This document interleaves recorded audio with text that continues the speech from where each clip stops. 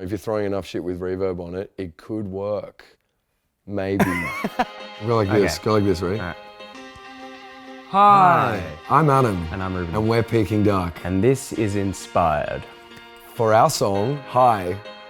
One of the things which started, which started our career was playing in nightclubs, and we're making club tracks, playing in nightclubs. Moving to Sydney actually changed our lifestyles a little bit. We started going to the beach, and we kind of wanted to make, songs that could work in the club and in the car, and you could listen to it loud on a big system or soft on a small system. Yeah, not just at 4 a.m. Yep. In a nightclub. So now the drums, it's like doom, doom, doom, doom, doom, doom, doom, doom. Whereas before it was just bang, bang, bang, which is cool. But I think it felt right just to switch it up and give it a bit more room to breathe, have some fun with it, I'm high and rising, alive now.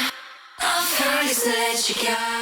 Yeah, when it came to lyrics, the next day, we kind of just thought straight away to just base it off ourselves in a way where... In a very selfish manner, because we are selfish bastards. And then we sort of thought, when we used to smoke heaps of weed and just be idiots playing Tekken all the time, and it was fun times, but yeah, it was a really good moment in our lives when we, stopped doing it every single day and started actually putting our time towards making tunes and doing stuff like that. It could be a shitty job. It could be anything, you could adapt it to other things. If you're stuck in something, then that feeling of breaking free and being better, for breaking free, and it's kind of like, oh, now I'm more, I'm reinvigorated. Yeah. I'm better than this. I can leave that in the past, and now I'm stronger.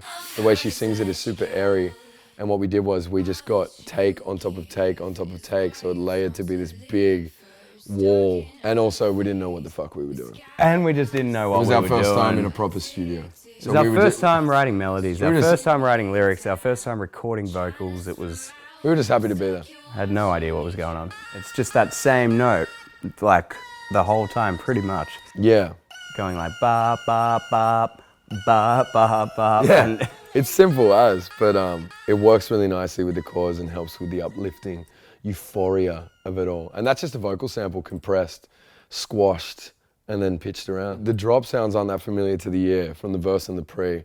So it felt very foreign just coming straight in, and it was a bit jarring to a degree. So we bounced the master audio of the actual drop sound with verb on the end of it. So it's like, and then we just reversed it in Ableton and then got that bit leading up into the drop. So then your ears are familiar with the sound before actually hearing it, but you're not thinking about it too much. So found just a choir video on YouTube, and then just ripped the MP3 and then pitched it up, threw some reverb on it, and put it into the mix with everything else that we'd thrown in there, which was already too much. But it kind of hit a point where I was like, well, we may as well just throw it in, see if it works. If you're throwing enough shit with reverb on it, it could work. Maybe, maybe not. But this time, I guess it kind of did. Yeah, so this vocal was taken from an old Indian song. Kind of cut it up and looped it around and then put some verb on it yet again. And laid it below, and again, it just added to the overall feel of the song. Yeah, the Hottest 100. yeah, That was a crazy day. it was a crazy moment. I guess by the time it hit the top 10, we were like, damn, we'd already ruled out Take Me Over's not going to be in the Hottest 100, but we're like, man, I don't know if High's going to be in it now.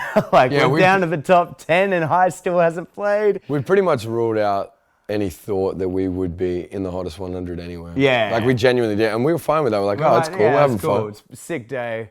And then we got to number 5 and they played Take Me Over, and we're like, oh no. No way. It didn't make sense at all. And then we're like, maybe that means there's a chance High still hasn't played yet. And then, it got to number 2. And then, We started out just doing club shows, doing our thing.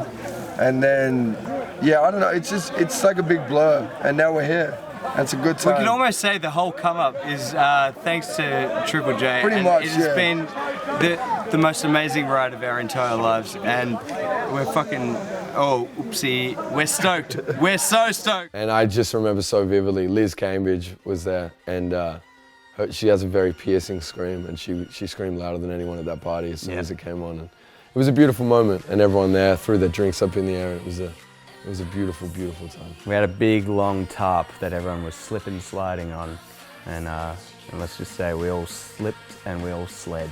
We slipped and slod till we could not slod no more. We slipped and slayed.